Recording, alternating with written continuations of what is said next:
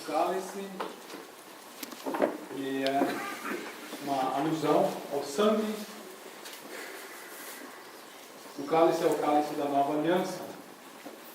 Tem um versículo muito especial aqui que faz uma ponte entre os fiéis da antiga aliança e os fiéis da nova aliança sendo abençoados pelo sangue derramado do Senhor Jesus. Vamos ler isso aqui em Romanos 3.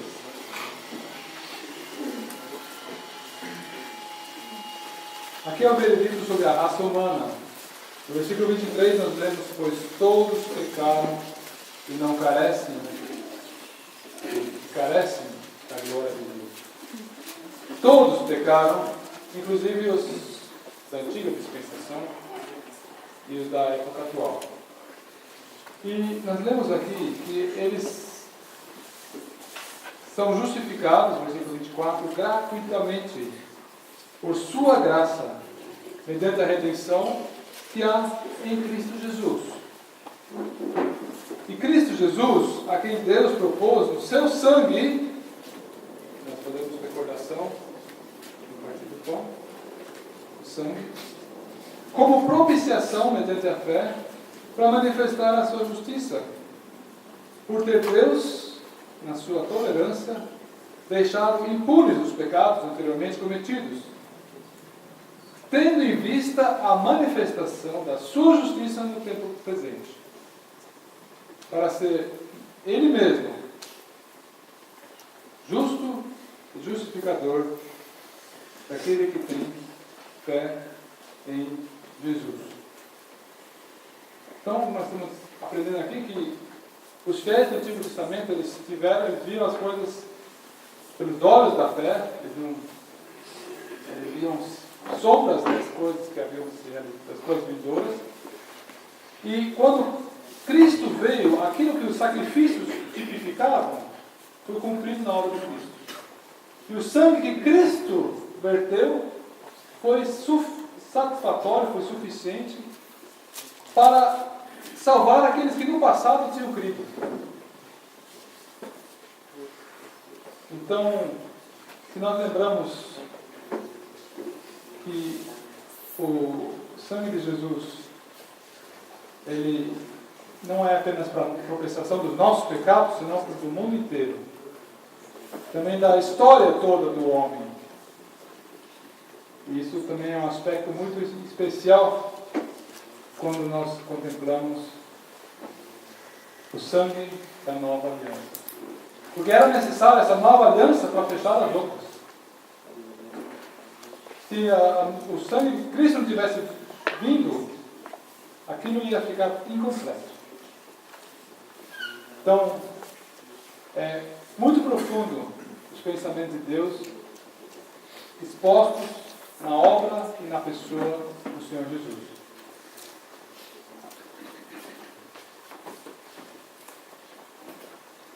Eu estava pensando, como falando do cálice,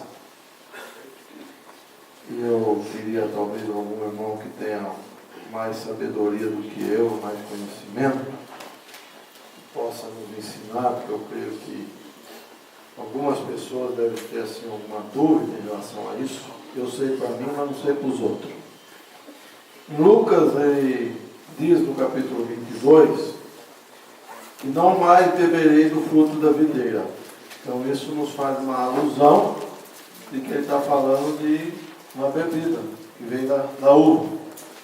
E aí, em Coríntios 11, nós só encontramos sempre o termo cálice. Então eu queria assim, colocar para os irmãos, se alguém souber nos explicar, a importância desse cálice preenchido com vinho, não com suco de uva, ou se com suco de uva, ou se com suco vermelho, porque a ênfase é sempre o cálice. Então eu não sou assim tão estudado quanto os irmãos, né? Então eu queria aprender junto com todos os outros aqui sobre esse assunto. Eu sou estudado, Júlio, não mais que você.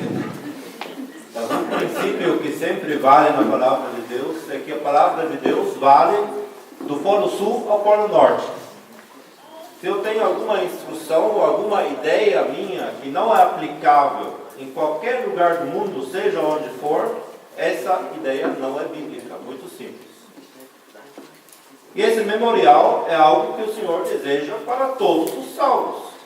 Então tem que ser uma instrução que seja aplicável também em todos os lugares do mundo, seja na selva, seja no gelo. Nos evangelhos, nós temos na instituição da ceia, que você mencionou Lucas capítulo 22, e fica claro que isso aconteceu durante ou em anexo à celebração da Páscoa judaica. Essa Páscoa judaica foi feita com vinho. Então, naquele cálice que o Senhor usou, obviamente havia vinho. Mas o simbolismo em si não está exatamente no conteúdo do cálice, não está no vinho, mas o cálice como um todo é o símbolo que está diante de nós. E esse símbolo é aplicável agora em todo o mundo, também nas regiões onde não tem uva, onde não tem vinho. E essas regiões existem. Lembramos, por exemplo, não precisamos ir muito longe, os nossos irmãos lá no Peru, nos Aguarunas, alguns anos atrás eles não tinham como transportar vinho da costa peruana para dentro da selva. Então como que eles faziam a ceia? Não tinha vinho lá, não cresce lá, você pode plantar uva, não vai dar. Tem que fazer alguns truques, talvez. Mas eles tinham frutos de cor vermelha. Então eles usaram o suco daquilo, até hoje eles estão trazendo da costa e tem acesso ao vinho. Então eles utilizam isso agora. Mas o que é importante é que lembramos que essas instruções são instruções que são aplicáveis, devem ser aplicáveis no mundo inteiro. Então, o simbolismo está no cálice como um todo. A ênfase não está no conteúdo exatamente. Se quisermos ficar o mais próximo daquilo que o Senhor instituiu, e se temos essa possibilidade, façamos isso. Fazemos então com vinho. Mas se por alguma razão tem que usar suco de uva, não vejo problema nenhum nisso. Porque o simbolismo aqui, de fato, nas instruções, em 1 aos Coríntios, é dado ênfase no cálice. O cálice simboliza tal coisa. E até mesmo nos evangelhos, se nós lemos lá, o Senhor diz, isto é o meu sangue. Ele não diz, esse vinho aqui dentro do cálice é o meu sangue. Ele pegou o cálice, deu para os discípulos e falou, isto é o meu sangue. Também ali já temos uma alusão que o cálice como um todo é o símbolo. Talvez algum outro irmão tenha ainda alguma outra adendo. Eu, desde criança, ouço e posso provar, eu tenho ouvido. O Senhor Jesus tomou o cálice de amargor. Aliás, naquele hino que nós cantamos às vezes de manhã também, o cálice cheio de amargor, Jesus tem exultado para dar ao pecador perdão.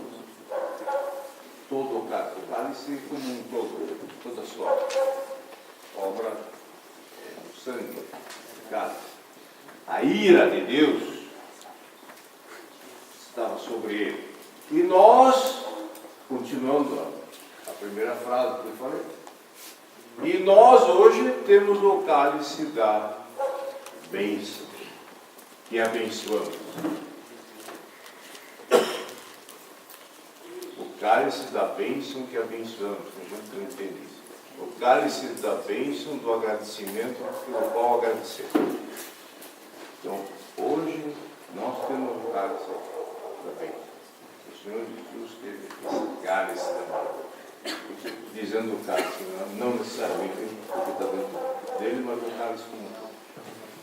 Voltando à pergunta do Júlio, eu entendo que, como nós acabamos de ver, mediante a obra do Senhor Jesus, ele instituiu a nova aliança por meio do seu sangue. E aqui nesse momento de Lucas, o Senhor está no último momento da antiga aliança. Ele estava, sabemos que o fruto da vinha, a vinha é uma figura de Israel, muitas vezes, especialmente no Antigo Testamento. E o Senhor Jesus, quando ele vir, buscar a igreja, ele voltará depois com a igreja para reinar sobre Israel e virá essa terra.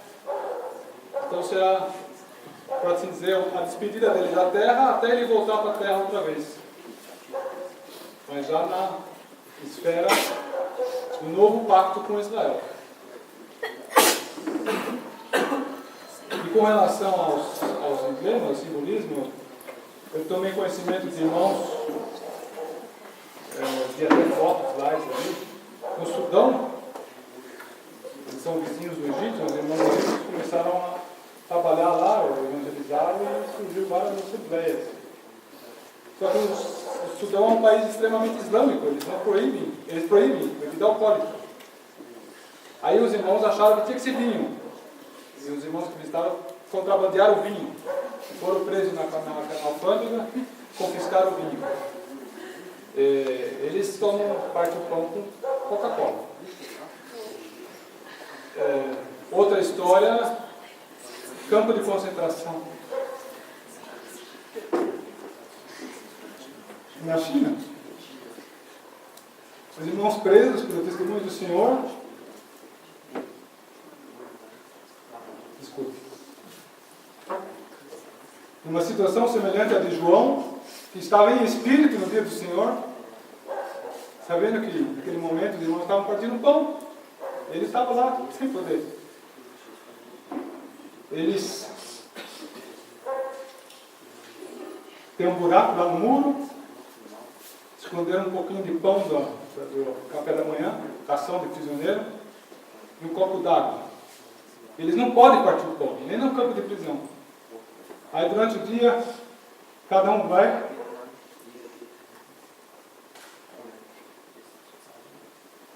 lá no muro e pega os gole d'água, um pouquinho do pão, se leva dessa forma.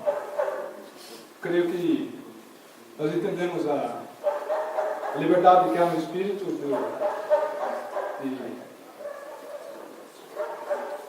de fazer assim, não é? Ich bin kein Deutscher, ich bin Belgier, aber ich habe eine gute deutsche Übersetzung. Eu não sou alemão, sou belga, mas eu tenho uma boa tradução alemã. Wir wollen jetzt schauen, ob das auch bei euch so gut steht, denn es ist etwas sehr Interessantes. Então vamos ver se na tradução de vocês está bom assim também. É muito interessante. Wir kommen zurück auf die Frage von Julius. Ja? Vamos voltar à pergunta do In Júlio, Lukas 22, em Lucas 22. da schickt der Herr die Jünger in Vers 7, E o Senhor, Lucas 22, das Passa zu feiern. Ja? ele fala lá no versículo 7, 22, 7, né, sobre ele está lá para festejar a Páscoa. A partir do Vers 7 versículo 7, bis né, Vers 13. é, Nein, brauchst du nicht zu lesen. Aber jetzt Vers 17. lá no versículo, então do versículo 7 até o versículo 13, está lá a última Páscoa, né? E daí o versículo 14 em diante, In Vers 17, nicht 14. e lá no versículo 17, então, Da heißt es bei uns hier, jetzt guck gut, wie es bei dir steht. Und er nahm einen Kelch. e tomando cálice, diz na tradução dele, e aqui também, né? Steht das bei euch? Einen Kelch. Cálice, né? Cálice, ein.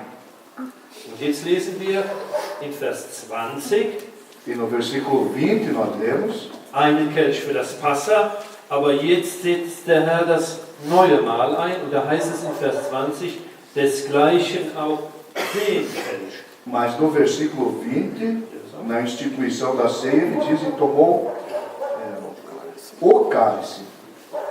Habt ihr auch? Sehr gut. É isso. Qual que é a diferença entre um e outro?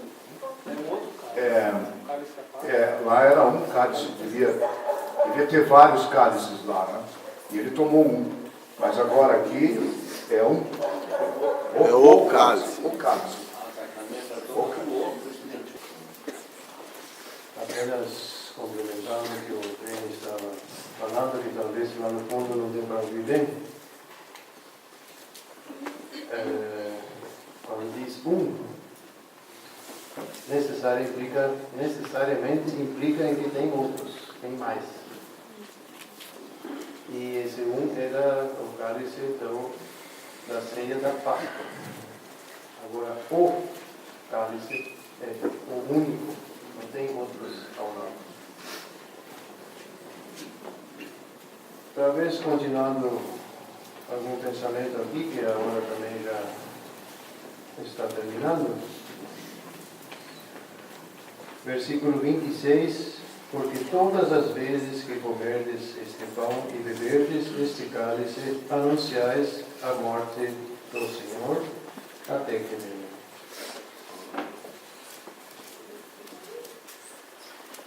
Quantas vezes devemos comer do pão e beber do cálice?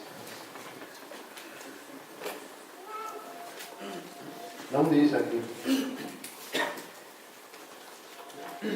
Diz todas as vezes que beberdes, que comerdes. Sabemos que muitos grupos, creio que nesse contexto podemos usar sem a palavra celebram. Celebram a ceia 2 ou 3 vezes ao ano, ou às vezes apenas uma vez ao ano. Será que esse era o desejo, ou é o desejo do Senhor? Creio que não. Falamos bastante agora à tarde sobre recordar sua pessoa, seus sofrimentos. E se vemos isso sob esse prisma, então recordamos ele apenas 1 ou 2 vezes por ano. Será que isso demonstra afeição, amor, gratidão? Creio que não. Também já fomos lembrados de Atos 20, que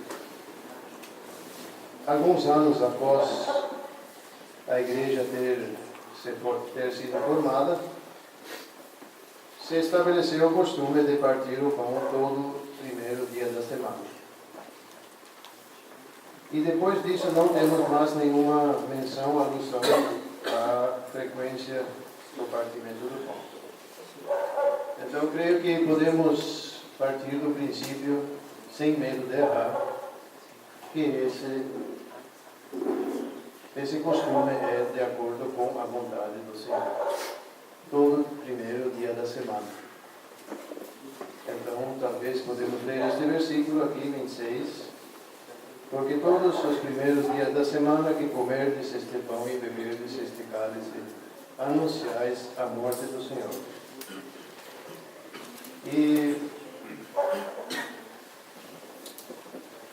já mencionamos hoje algumas vezes, mas para deixar bem esclarecido, bem arrematado, o que nós fazemos comendo daquele pão e bebendo daquele cálice é anunciar a morte do Senhor.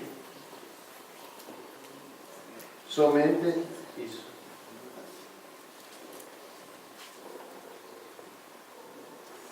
É verdade que nós sabemos pelas Escrituras, e é realmente algo glorioso, algo grandioso, de que nós não lembramos de um Salvador que morreu e permaneceu morto. Não, ele ressuscitou sim. E após a ressurreição ele foi elevado aos céus, foi glorificado, foi assentado à destra de Deus com todo poder e glória. E de lá o aguardamos para vir nos buscar. E essa realmente é a bem-aventurada esperança que o apóstolo Paulo escreve a Tito.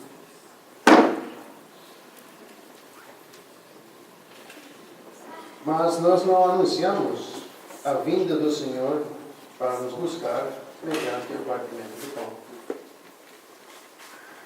Embora seja realmente um motivo de alegria e necessariamente somos lembrados disso, mas se nós permanecemos estritamente no significado do partimento do pão, da ceia, a volta do Senhor não está incluída no significado. Apenas esse final do versículo, até que venha, nos diz o tempo de duração. Haverá um final para o partimento do pão nesta terra. E esse final, esse fim, essa última vez, será quando o Senhor vier buscar a todos os seus remidos. Então, quando comemos do pão e bebemos do cálice, anunciamos a morte do Senhor por um tempo limitado. E o final desse tempo é a sua vinda. Quem nós anunciamos?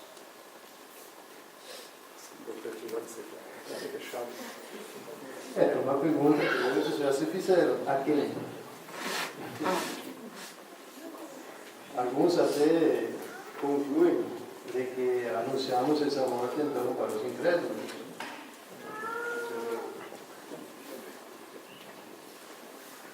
Podia, por favor, ler Efésios 3? Efésios 3, versículo 9. Os 3 e 10.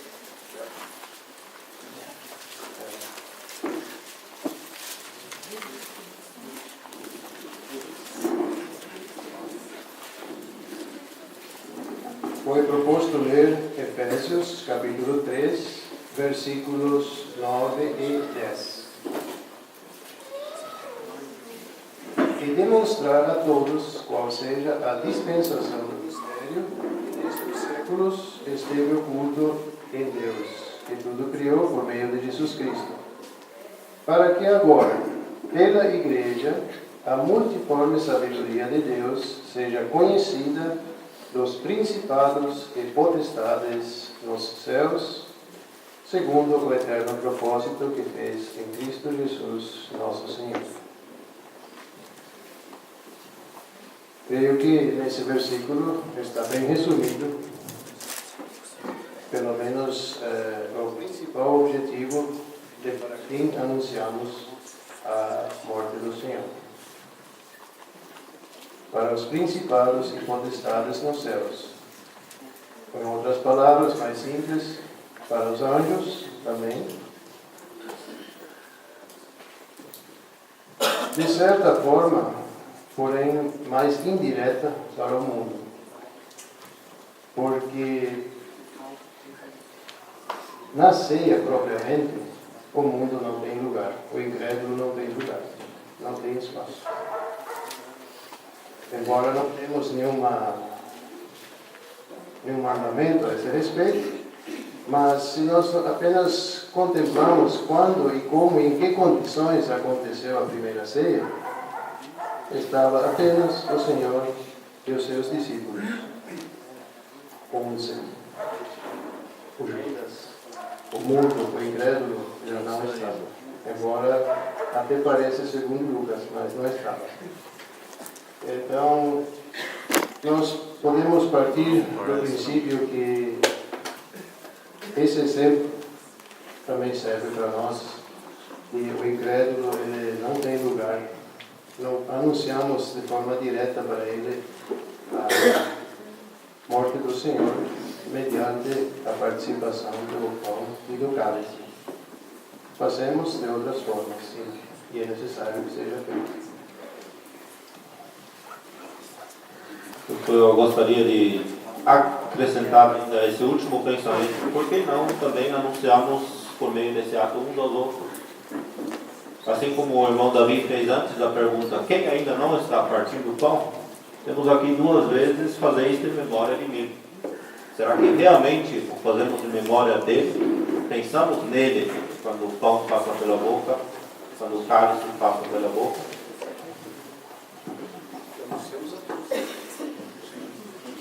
Completar o que o Davi estava falando. Então nós anunciamos a morte do Senhor Jesus a Deus, anunciamos para os anjos e anunciamos diante dos incrédulos também, diante desse mundo. E essa oportunidade de fazer o diante do mundo, só temos aqui.